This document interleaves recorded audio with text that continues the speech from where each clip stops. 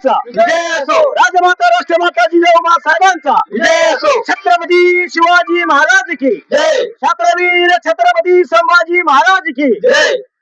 स्मारकाचं सुशोभीकरण झालेच पाहिजे. स्मारकाचं सुशोभीकरण झालेच पाहिजे. आणि विरोध करणाऱ्या खरजुल्या नगरसेवकाचं करायचं काय खाली उंचावर पाय. स्मारकाला सुशोभीकरणाला विरोध करणाऱ्या खरजुल्या नगरसेवकाचं करायचं काय खाली उंचावरी पाय. राजमाता राष्ट्रमाता जिजाऊ साहेबांचा विजय असो. राजमाता राष्ट्रमाता जिजाऊ साहेबांचा विजय असो.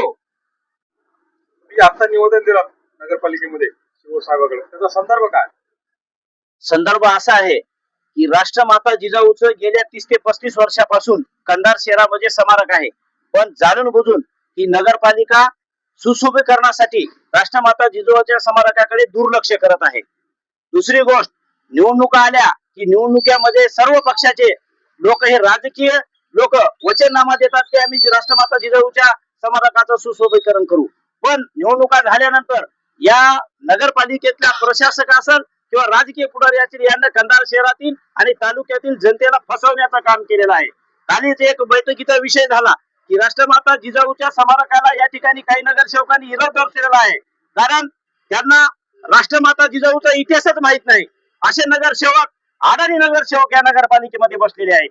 त्यामुळे असा प्रकार घडत आहे. तर आमचं स्पष्ट म्हणणं आहे, राष्ट्रमाता जिजाऊच्या स्मारकाला विरोध म्हणजे या देशाच्या आणि महाराष्ट्राच्या अस्मितेला विरोध आहे. आणि स्मारकाचा विषय घेतला की दुसरे विकासाचे मुद्दे मध्ये घेतात. आम्हाला विकासाच्या मुद्द्याचा विषय नाही, मात्र हा विषय स्वतंत्र सभा लावून राष्ट्रमाता जिजाऊच्या स्मारकाचा सुशोभीकरणाचा ठराव पारित झाला पाहिजे आणि या नगरपालिकेने आणि प्रशासनाने लवकरात लवकर सुशोभीकरण केलं पाहिजे. असं जर झालं नाही तर राष्ट्रमाता जिजाऊचे आणि छत्रपती शिवरायाचे मावळे काय असते, इथल्या नगरसेवकाला आणि ठरावाला विरोध करणाऱ्या पुढाऱ्यांना आम्ही दाखवल्याशिवाय राहणार नाही.